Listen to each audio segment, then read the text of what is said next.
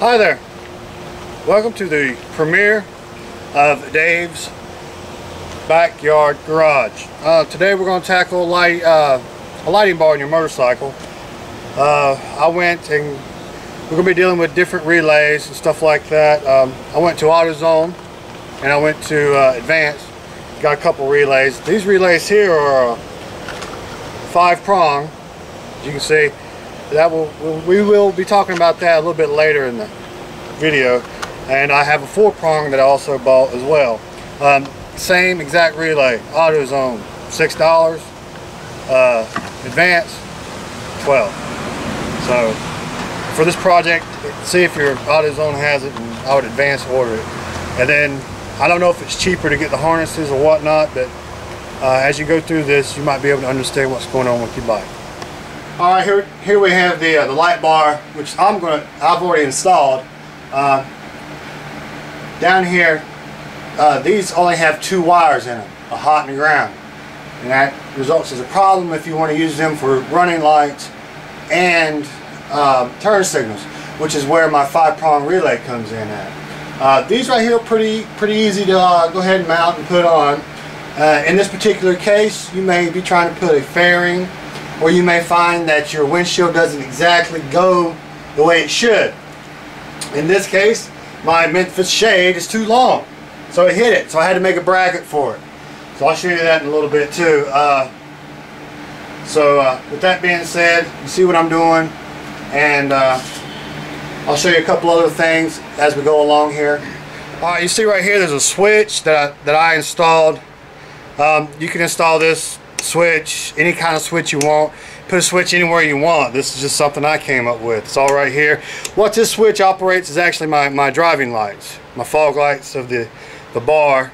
There's many ways to do it, different ways to do it, and I'll talk about the circuitry in a little bit, but I just thought I'd show you this so you know what we were doing. And you come around the side, you can see how there's 2 wires here, but I went ahead and taped them together, and I tie wrapped them nice and neat to the clutch cable. Again, your own ideas, whatever you feel like. This is just something that I did, that I come up with. Alright. One thing about this light bar I was telling you about my windshield and everything, I had to build this bracket here. You can see, I knew I had to come out 1.5 inches, so these are 1.5 inches out. Anybody with a drill, hacksaw, piece of aluminum, you want an aluminum, you don't want something that's going to be like a high tensile steel that's going to give and bend and beat the crap out of your light up here. Aluminum does a really good job of that. It doesn't really give or bend. If it does, it'll break in most cases, but it does a really good job, and that's about 1/8 of an inch thick. You know, and I'm sure you can come up with your own thing there too. For spacers on that, I actually used some rod couplings, like you'll see here, some metric rod couplings, or whatever you have. You can even use standard. This bike is actually a metric bike. It's VTX 1300R. As luck would have it, I bought it used, and like I said, trying to go through this and make this my bike. This is some of the problems I've ran into. But there's the bracket. As you can see, I actually drilled a hole to match so I could run my wires up in there. And this light assembly came like it did. I actually got it off eBay. And it came like this with very little instructions.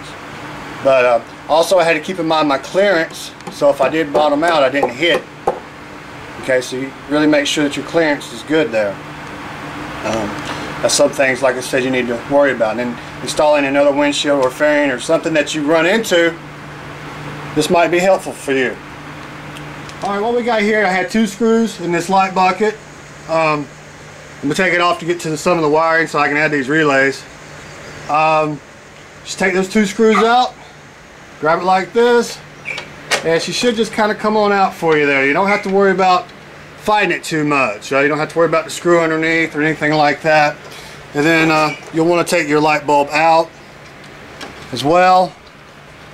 You can see here there's a little clip, and I'm going to pull that clip out just like so, and I'll work my light out.